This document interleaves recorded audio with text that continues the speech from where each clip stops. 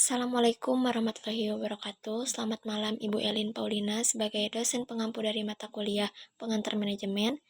Saya Putri Tahridan Ramadhani dari program studi akuntansi dengan NIM 20250070018. Di sini saya akan menjelaskan tentang manajemen sumber daya manusia atau yang biasa disingkat dengan MSDM. MSDM adalah sebuah bidang manajemen yang khusus mempelajari hubungan dan peranan manusia dalam organisasi. Jika sebuah perusahaan adalah tubuh, maka MSDM adalah sistem saraf yang mengatur agar setiap anggota tubuh bergerak harmonis mencapai tujuan. Ada beberapa materi manajemen sumber daya manusia yang disusun secara sistematis, yaitu yang pertama ada definisi dan filosofi dasar. Nah, secara sederhana, MSDM adalah proses memperoleh, melatih, menilai, dan memberikan kompetensi kepada karyawan, serta memperhatikan hubungan kerja, kesehatan, keamanan, dan keadilan mereka. Filosofi utamanya yaitu karyawan bukan lagi dianggap sebagai biaya atau cost yang harus ditekan, melainkan sebagai aset strategis yang harus dikembangkan agar nilai terus meningkat. Nah, yang kedua yaitu ada fungsi-fungsi operasional manajemen sumber daya manusia. Dalam praktiknya di perusahaan,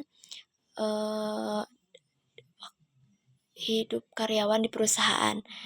Perencanaan SDM yang pertama yaitu ada planning untuk menentukan kebutuhan tenaga kerja di masa depan berdasarkan target bisnis. Dan ada juga yaitu pengadaan, yaitu proses mencari talenta dan memilih yang paling cocok bukan hanya secara teknis tetapi juga secara budaya. Dan yang selanjutnya itu ada pengembangan. Pengembangan ini yaitu meningkatkan kemampuan karyawan melalui kursus, pelatihan, atau bimbingan.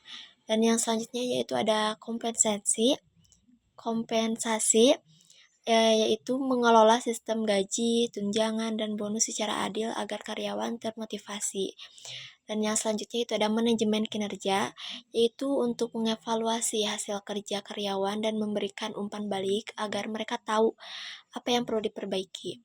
Dan yang selanjutnya itu ada pemeliharaan, yaitu untuk menjaga kesehatan mental, fisik, karyawan, serta keselamatan kerja agar mereka betah. Dan yang selanjutnya itu ada pemisahan. Pemisahan ini tuh bertujuan untuk mengelola proses pensiun, pengunduran diri, atau pemutusan hubungan kerja yang biasa kita kenal dengan PHK sesuai hukum yang berlaku. Nah, yang ketiga itu ada komponen dalam manajemen sumber daya manusia. Agar manajemen berjalan baik, ada 3 unsur yang harus kita lakukan atau ada 3 unsur yang ada, yaitu pengusaha atau pemimpin, orang yang menetapkan visi dan kebijakan. Yang kedua yaitu ada karyawan. Karyawan itu orang yang menjalankan operasional atau perusahaan. Dan yang selanjutnya itu ada pemimpin atau manajer, orang yang menjabat tangani visi pengusaha kepada para karyawan. Dan yang selanjutnya itu ada tantangan manajemen sumber daya manusia di era modern atau di era sekarang. Nah, saat ini materi MSDM tidak lagi hanya soal administrasi, tetapi juga menghadapi tantangan baru, yaitu teknologi dan AI. Nah, bagaimana manusia berkolaborasi dengan kecerdasan buatan, yaitu kita itu tuh menjadi tantangan di era modern ini.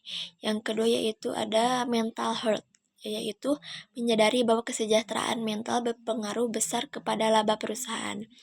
Dan yang terakhir itu udah menghargai keberagaman latar belakang karyawan agar terciptanya inovasi.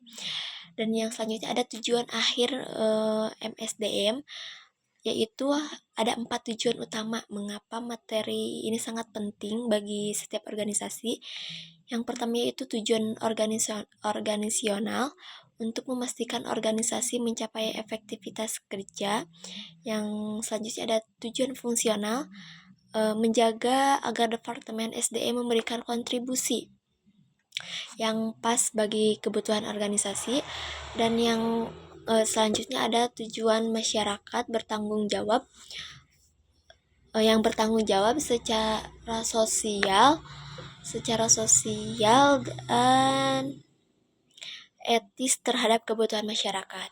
Nah, yang selanjutnya ada tujuan personal, yaitu membantu karyawan mencapai tujuan pribadi mereka selama itu mendukung kesuksesan perusahaan. Nah, jadi poin kuncinya yaitu inti dari manajemen sumber daya manusia yang sukses adalah the right man is the right place. Artinya menempatkan orang yang tepat di posisi yang tepat pada waktu yang tepat. Mungkin itu saja yang dapat saya sampaikan. Terima kasih. Wassalamualaikum warahmatullahi wabarakatuh.